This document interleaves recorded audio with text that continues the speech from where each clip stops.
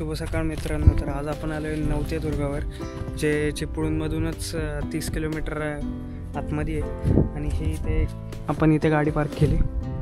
इथे एक कौलाचं मंदिर आहे, गणेश मंदिर आहे. आणि हनुमानाची मूर्ती आणि विष्णूंची मूर्ती ही नवतेदुर्गामधून आणून इथे प्रस्थापित केलेली आहे. खरं तर हे गणेश मंदिर.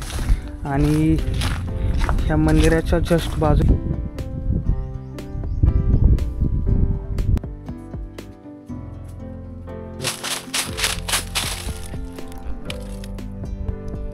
किल्ल्याचे ते काही एवढे अवशेष बाकी नाहीत. गावकऱ्यांनी सांगितलं आणि मी नेटवर पण बघितलं. तर जेवढं मला समजलं आहे तेवढं मी तुम्हाला दाखवायचा प्रयत्न करतो. पण ह्या किल्ल्याला गरज आहे, म्हणजे या किल्ल्याचं रिनोव्हेशन करायची गरज आहे. तर सरकारने या किल्ल्याकडे पण लक्ष दिलं पाहिजे. इथे गाडी पार्क केली आपण आणि या कौलाच्या मंदिराच्या सरळ इथून एक पावलवाट आहे बघा जायला.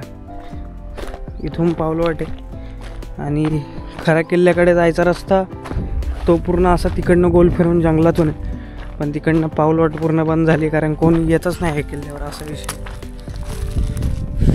आणि इथे एक विहीर बघायला भेटते आणि पुढे एक शिवमंदिर आहे. तर असं नॉर्मल असं किल्ल्यावरचे अवशेष बाकी तर काही इथं आहे नाही एवढं. ते बघा, थोडंसं आपण आतमध्ये चालत आलो तर हे इथे एक शिवमंदिर आहे. आणि शिवमंदिराच्या जस्ट बाजूला इथे एक विरगळ आणि एक मस्तपैकी मूर्ती ठेवलेली आहे, विष्णूंचीच मूर्ती वाटते.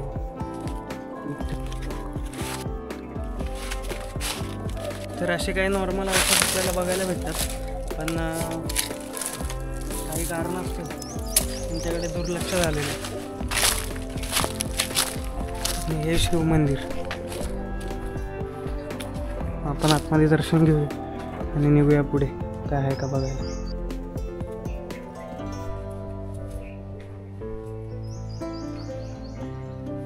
इथे बघा गणपती बाप्पांची पण छान मूर्ती, एक विठ्ठलाची मूर्ती. किल्ल्यामध्ये एकमेव शिवमंदिर आहे जे आपल्याला बघायला भेटतं. इथे एक तुम्ही बघू शकता, इथे एक चौथर आहे. तर एखाद्या वाडा वगैरे इथे असावा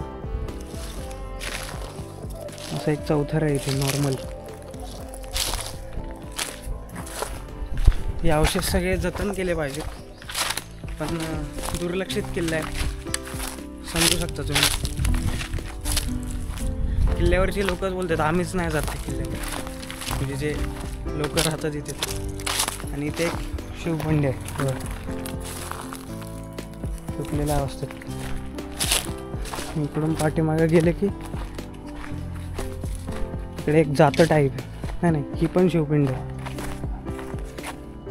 एवढा सारा शिवपिंड आहे तिथे. इकडनं एक जायला रोड आहे. इकडे बघूया खाली काय असा किल्ला आहे नॉर्मली. मला लिटरली छान वाटते की मी ह्या किल्ल्यावर आलो, कारण अशाच किल्ल्यावर आपण गेलं पाहिजे खरं तर, आणि किल्ल्यांचं संगोपन केलं पाहिजे. आणि इथे बघा वातावरण बघा किती छान आहे. म्हणजे हे आता व्हिडिओमध्ये नीट दिसत नाही, पण डोळ्यांनी जर समजा बघितलं ना, आत्ता मी सगळ्यात भारी जागेवर आहे. एक हिडन प्लेस पण बोलू शकतो आपण ह्याला. आणि जी किल्ल्याच्या पाठीमागे तिथून वरती किल्ला आहे आणि इकडे हे, तर इकडेच काही किल्ल्याचे अवशेष आपण सापडूया. जसं आपण नेटवर बघितले की इकडेच असले पाहिजे किल्ल्याचे नॉर्मल अवशेष. तर किल्ल्याची नॉर्मल अशी तटबंदी बघायला भेटते, उद्ध्वस्त झाली, नॉर्मल बघायला भेटते. पण मग खाली जायला मार्ग भेटला पाहिजे. नॉर्मल तटबंदी किल्ल्याची.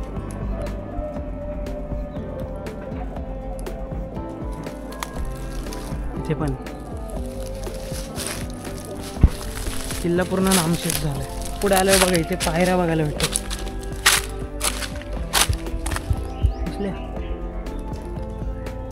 ही जी नदी आहे नॉर्मल, जे काय बोलू शकतो आपण, त्याच्या जस्ट इकडे या पायऱ्या किल्ल्यावर येण्यासाठी. या साईडला किल्ला आहे, आणि ह्या पायऱ्या आहेत. इथली लोक बोलतात की त्या काळामध्ये इथे एक बंदर तयार केलं होतं. बोटींनी वस्तू इकडे आणल्या जायच्या आणि हा एक विश्रांतीसाठी किल्ला होता. त्याच्यामुळे विश्रांती करायची इथे, बोटी वगैरे इथे लावायचे आणि मग पुढे जायचं. ते इथेच बोटी लावत असतील आणि इथून पायऱ्यांनी वरती येत असतील. त्या पायऱ्या तिथे या, इथे पायऱ्या अशा. अजून बघूया, शोधूया, भेटेल. या पायऱ्यांनी वरती जाऊ. या साईडला बघू काय इथे आहे काहीतरी. छान अशी पिंड आहे बघ, सुंदर अशी पिंडी. खूप पिंडी येते. त्यांना एक मार्ग आहे जायला. एक पायऱ्या नॉर्मल. किल्ल्याचे अवशेष भेटतात ते वाटतं हळूहळू. तिथून पुढे किल्ल्याची हद्द संपते, म्हणजे त्याच्या पुढे काहीच नसावं.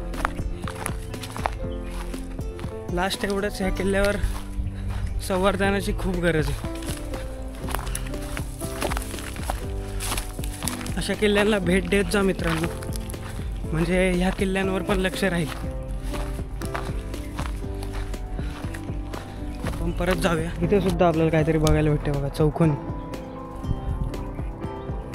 हे असं चौकोनी आहे आणि इकडे एक असं चौकोनी. एक नॉर्मली असं इथे एक पायरी असावं, काहीतरी असावं. ते